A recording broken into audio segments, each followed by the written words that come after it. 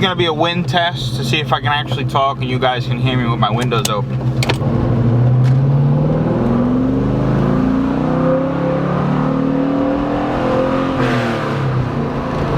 So what's going on, guys? It's Chris, and today we're trying something a little bit new.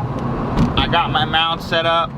It's not perfect yet, but it's very bouncy. Holy crap.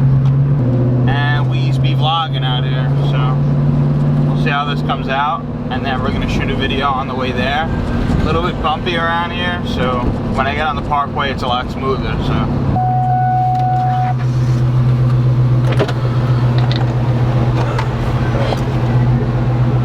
Major key. I'm gonna hate DJ Khaled, man.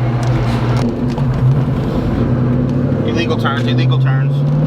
Yeah, go a little bit slower out of the way, right? You fucking stupid. So, today, in today's wonderful video of me now talking to the camera like everybody else does, there's traffic. Awesome. But in today's wonderful video on the way to class, we're going to talk about what I'm going to do with this car. So, recently I've been really debating on whether I keep this car or sell it after all the money that I put into it. And, you know, getting a new front bumper and everything like that. So, what I've been really into lately is just going fast. Now, I know that's super expensive and such a broad statement for, you know, something in the car world, but I just want to go fast. Basically, my goal is to have a car that I could drive every day that's around 400 to 500 horsepower every day. And the hard part is that I can't really just do that on this car. There's a lot of time and effort and money that goes into, you know, making one of these 4.6 V8s fast. And it's also a modular motor. It's a little bit harder to work on, a little bit more difficult. But I just want to go fast. I mean, I guess that's everybody's, you know, goal in having a car. But basically what I've been looking at is LS cars. So LS is obviously a Chevy motor, put in Chevy cars, which I don't mind. I've always been a Chevy fan anyway. I wouldn't even consider myself a Ford guy, to be honest. I'm still really a Chevy guy, but what this car offers is a V8 stick, nice stance, looks good, and also super cheap. So that's why this Mustang was really the choice for me, is because they're very cheap. They're not really cheap to make power out of. To build one of these motors is pretty expensive. It can get definitely expensive, but you know, I just really wanted the feel of a V8, and my price range around there was somewhere around 5,000 to, you know, 4,000, and this was perfect right in front, right in the middle of my price range at 4,700. So a little bit over the middle, but you know, close enough. Side topic, I'm using the Rode mic right now, so hopefully you can hear me. I don't even know if it's plugged in. I don't know if there's a button that you have to use to turn it on. I don't know anything about this. I just plugged it in, so hopefully it works. But back to what I'm saying, is that these cars, I mean, the parts are cheap and stuff, but there's a lot of extra work that you have to go through, I guess. I mean, I'm still amateur at this, guys. I'm still learning myself. I'm still, you know, hopefully working with my dad will help me a lot in the car world, but I'm still learning myself. But basically, you know, it's kind of hard to make a car fast. So this car starts, you know, off the lot when it was brand new, when it's stock, everything, it starts at 260 horsepower, which is peanuts. I put some money and work into it. The gears aren't in yet, which don't affect my horsepower anyway, but it really just makes, you know, it affects the way it's used. But I put some money at this, so I think if I was to tune it, I'd probably be around maybe 285, 290 horsepower to the crank, which still isn't a lot, but that's more than what it was. Oh, this is what's going on. Everyone's switching lanes. I was gonna say, because it's 10:20 and there's traffic, which normally there isn't traffic at 10:20. But that's why. I don't know if you'll be able to see it when I pass, but let's see if you can see it. Yeah, you saw it. That truck right there, moving everybody to another lane. But you know, 290 really isn't a lot. Actually, it's not a lot at all. It's quite slow. When you buy an LS motor, which is pretty much the motor that replaced a small block Chevy. It's a lot easier. It's a lot easier to work with, more maybe because my dad's built them and worked on them before. And like if I was to go ask help and I was like, hey Dad, listen, I want to go like 500 horsepower. I need to figure out how to do it fast and cheap. And we'd probably be able to do it, to be honest. Because when you buy an LS car, an LS1 off the off the lot, I think it's around 325. I think the LS motors that are in the 2000 Camaro SS, I think are around 325. I think the car comes out 325. So no, that's pretty fast. I mean, that's relatively faster than my car when it's stock, and all the work that I put in my car compared to that car stock is still like 35 to 40 horsepower wise faster than my car is now.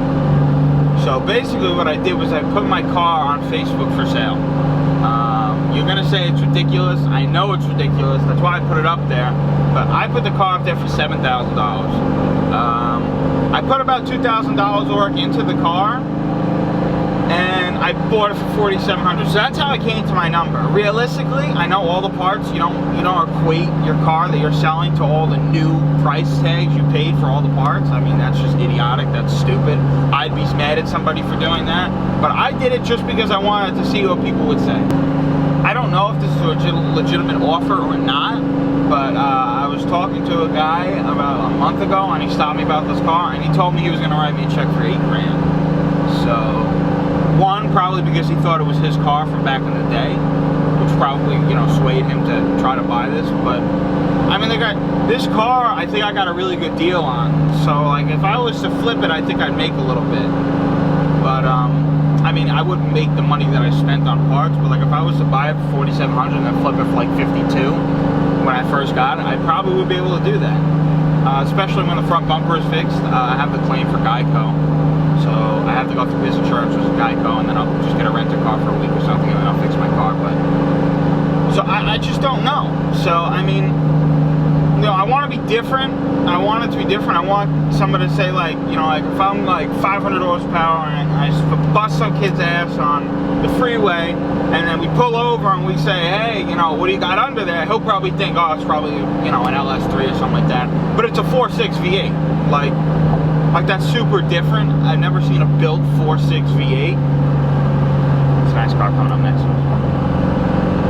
I've never seen one of those. So like I really want to be different, but I also just want to say, who cares if I'm different, and just go really fast. So that's pretty much it. I mean, I don't know what I'm gonna do. 99%. I'm probably gonna keep the car. I'm a dreamer. If you guys don't know me by now, I dream about things that I really want, and I try to do them in the stupidest way possible. So I am a dreamer.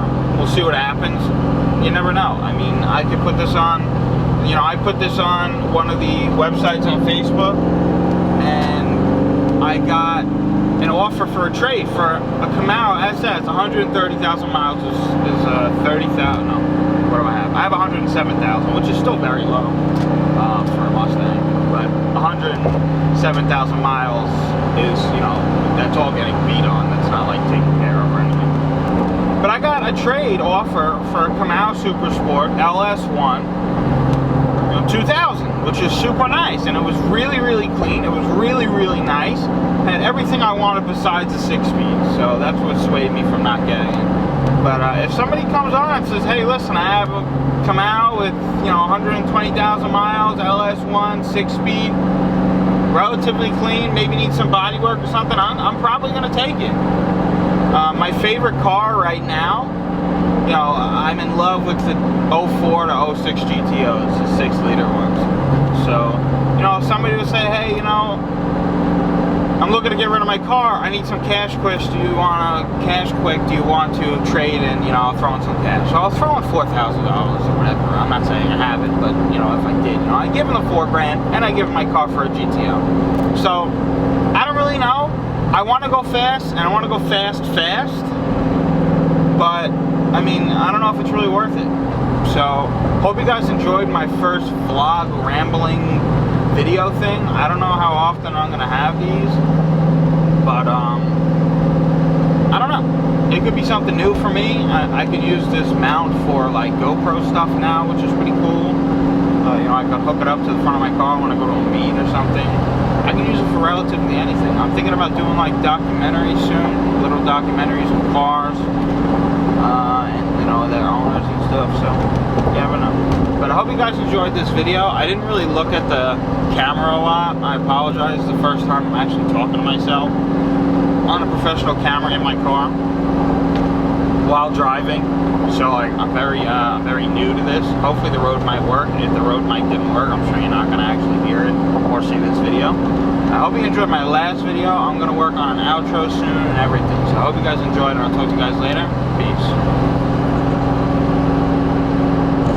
Oh, everything's upside down, so I can't find it.